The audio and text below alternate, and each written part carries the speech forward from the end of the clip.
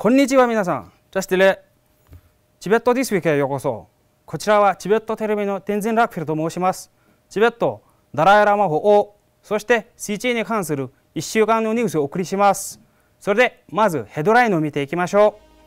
う。より良い世界のための対談を忍ぶ。チベット大義へインドの主要な連盟は、ペンバツリン新州席大臣との初回面会を実施。中国に対処する新たな米国で2020年度のチベット支援。中国に対処する新たな米国で2020年度のチベット政策支援法案を再確保。ワシントンダライラマ法王大王部事務所が天安門事件の記念日に参加。今週水曜日、より良い世界のためという対談の中で、ダライラマ法王がフランシスコ・バレラを偲ぶ、さらに法王自身の人類は一つであることを推進する使命を再び述べました。ダライラマはフランシスコ氏が科学者であって仏教を理解したことを称賛し、彼のような人間が必要だと述べました。Then when I met Varela, he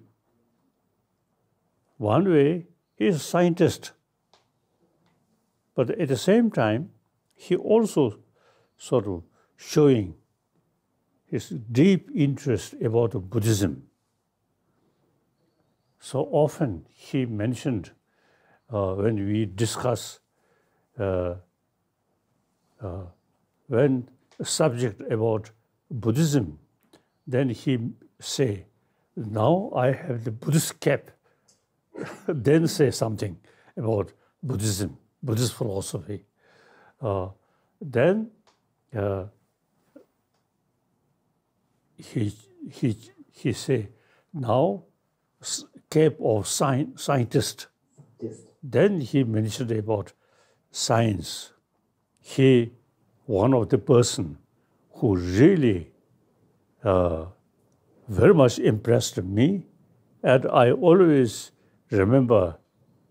him. So this picture always in my room, I always keep this picture. これはフランシスコ&フレンド人間関係の具体化といったイベントの一連の最初であり、マインドライフの主要な共催者の一人であるバレラが死後20年経過したということも記念するイベントです。今週日曜日、インドを拠点とするチベットサポート連盟は、チベット亡命政権の新出席大臣ペンバツリン氏との初回の面会を開催しました。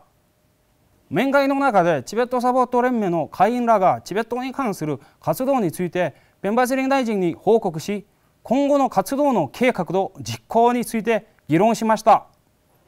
That with his vast experience, both in the administration and also in the parliamentary, he will be able to meet the aspirations of the people of Tibetans and also the cause of the Tibet and also the aspirations of His Holiness the 14th Dalai Lama. 先週、司法高等弁務官シチエとの面会に相次いて、ペンバツリン大臣が亡命政権の多様な部署の部長らのみならず、主要な NGO 団体、そしてメディアとの出会いもしました。また面会の中で大臣は亡命政体のあらゆる部署を心通わせて内部関係を強化していく決心を表明しました。メディア関係者との対話によりますと、大臣が民主主義の第4名の中席とし、メディアの役割はより強化して新政権の最優先項目とすることを再度報告してきました。中国派の右肩上がりの世界的脅威に対処をする限りないフロンティア法案として知られる米国革新競争法は2020年度のチベット政策支援法への一致団結の意を再確保しておきました。第3306および3307条下米国大統領に任命される国務長官会と同意やそれ以上の役職を抱えているチベットにおける特殊漢字を含むチベットを中心とするさまざまな規定に訴える法案です。これは中国干渉に対抗するとともに米国国務長官がダライ・ラマ法王後期へのチベット仏教と指導者の自決を支援する要告と言い交わさせるように励む法案だとみなされています。米国技術革新競争法は科学における投資を通じて対中国との競争を行うために相当25億ドルを割り立てられていました。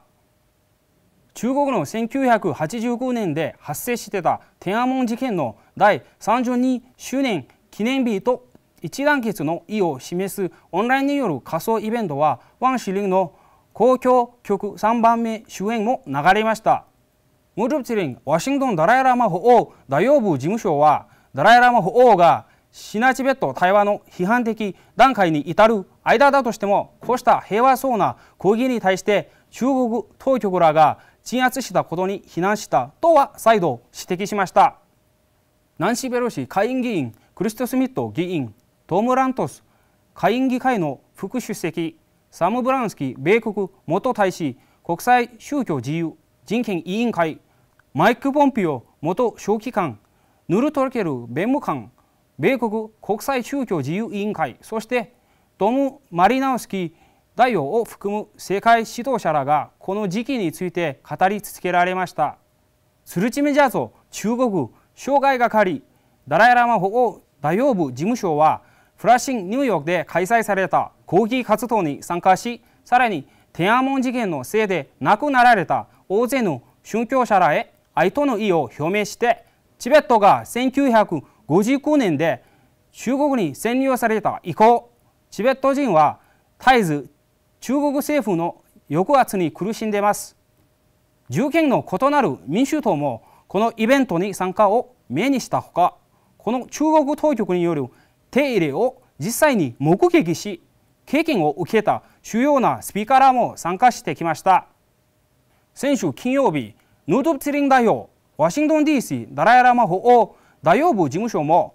ピースジャム団体の年次取締役面会に参加しました。この財団法人はピースメーカーら自分たちの生態のみならず、自分たちが住んでいる場所の周囲の人々や世界のために平和をもたらすことを励ます活動を行っています。今週のニュースはこれで以上です。ご視聴いただきましてどうもありがとうございました。